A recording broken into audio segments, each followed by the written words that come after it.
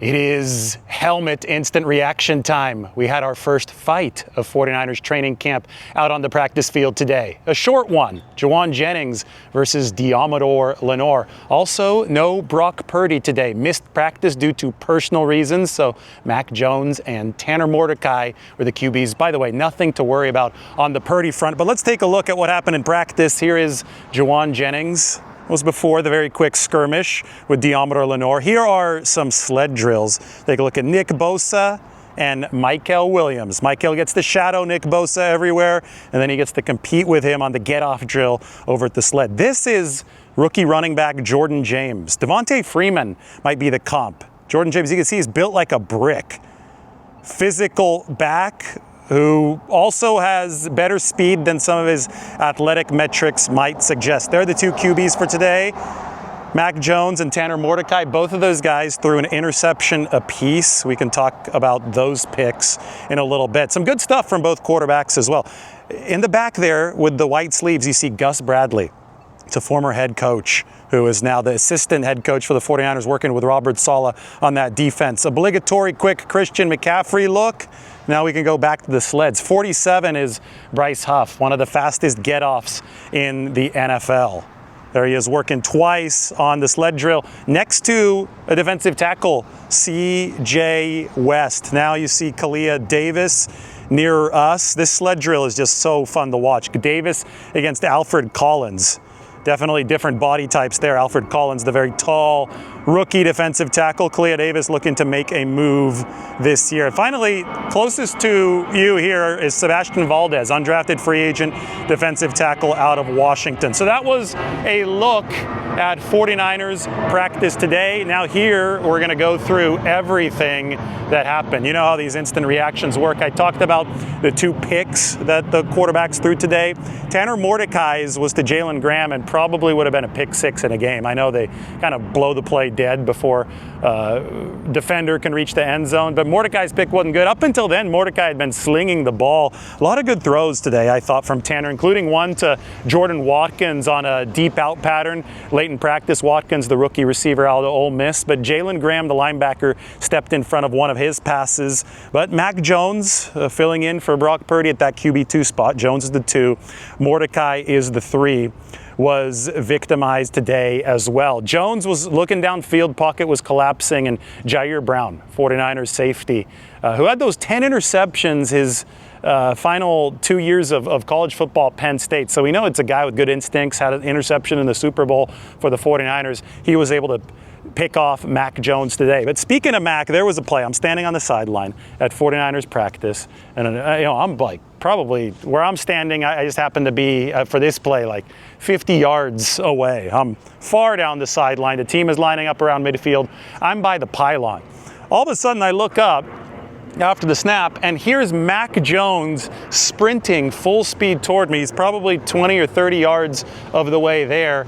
He's the lead blocker on a play. They ran a reverse to Junior Bergen, the 7th round pick out of Montana. The play obviously worked, and there was Mac Jones leading the charge. Not known for his speed, Mac Jones, but he was out there okay with blocking. Good hustle from Mac Jones on that play.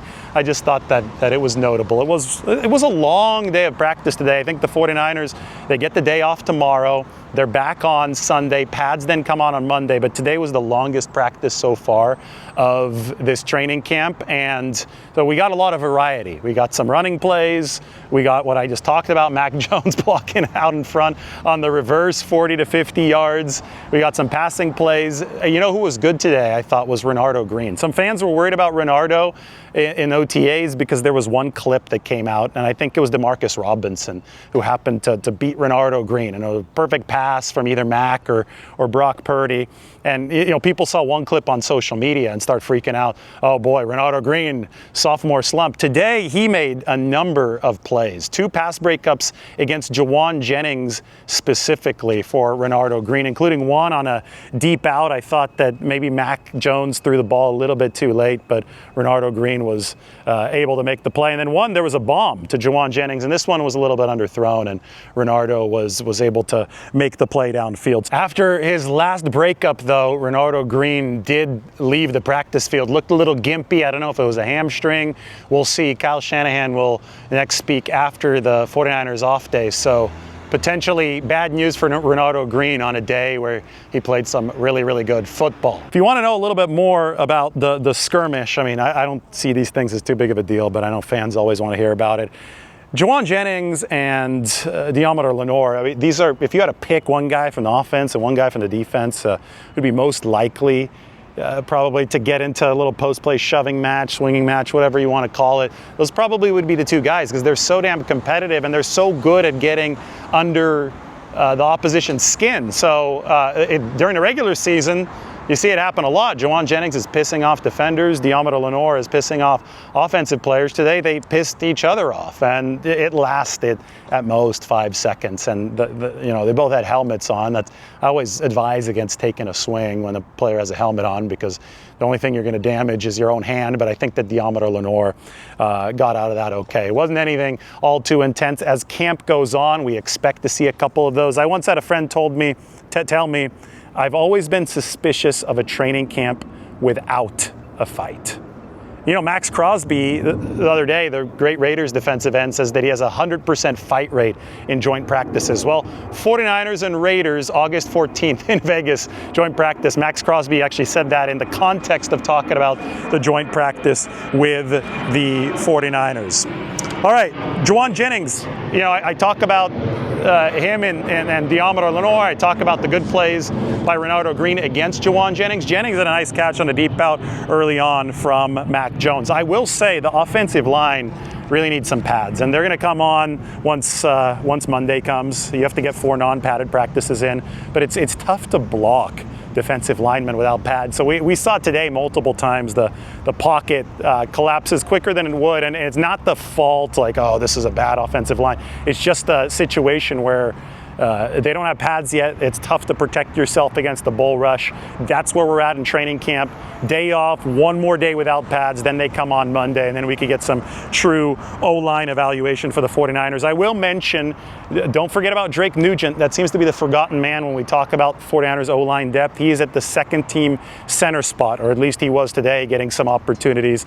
The rookie last year, undrafted free agent out of Michigan, maybe he can make a move to be some quality 49ers depth over this training camp.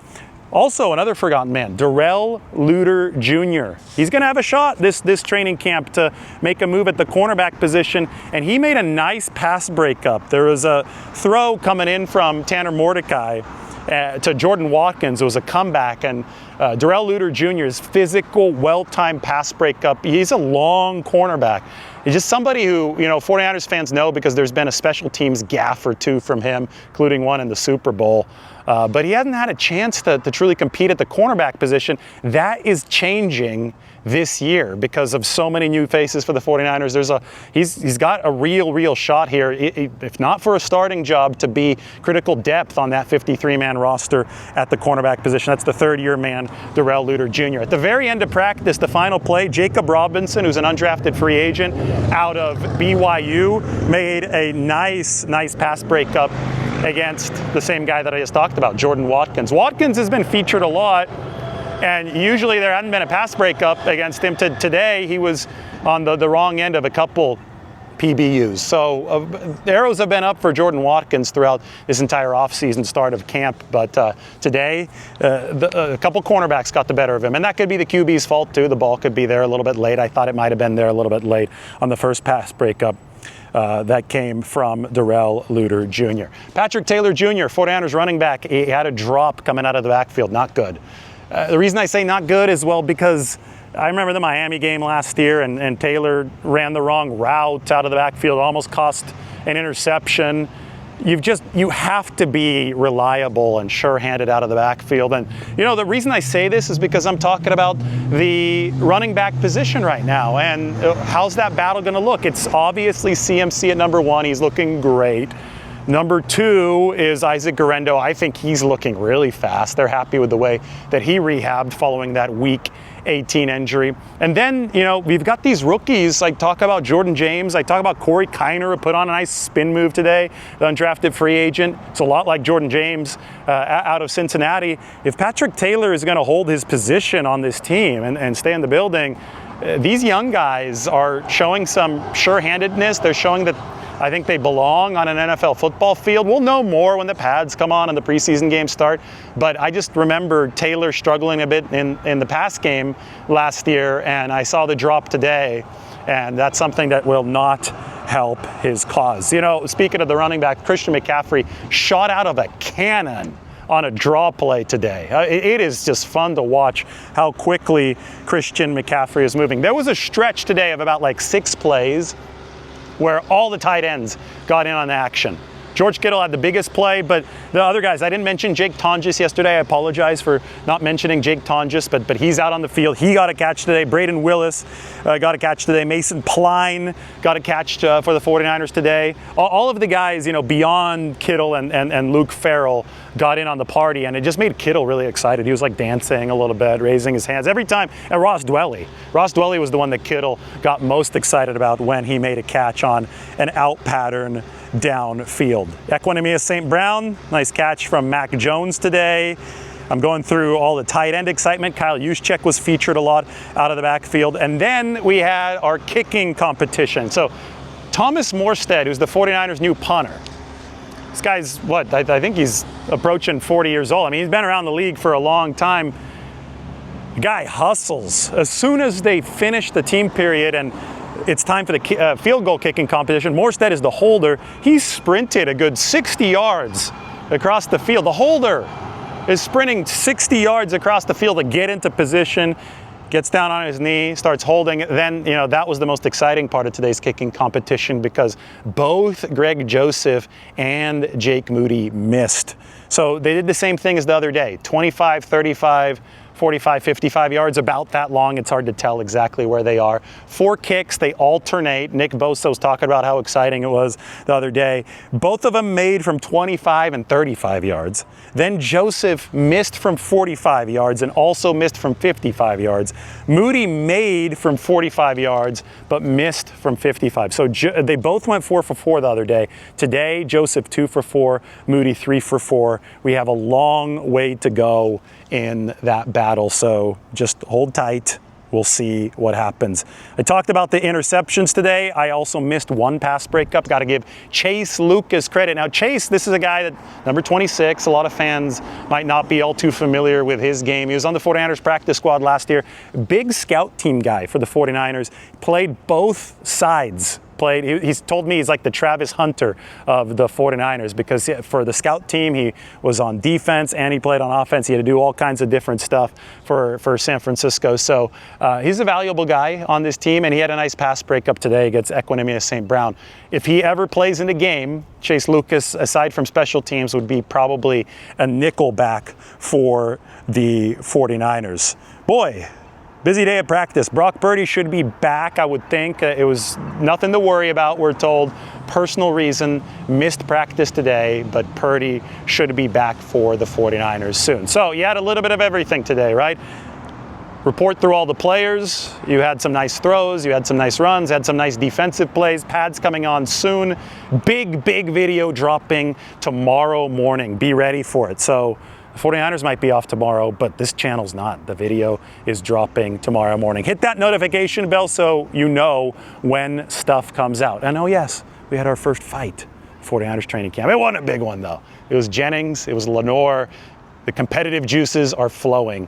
We will talk to you soon from the helmet.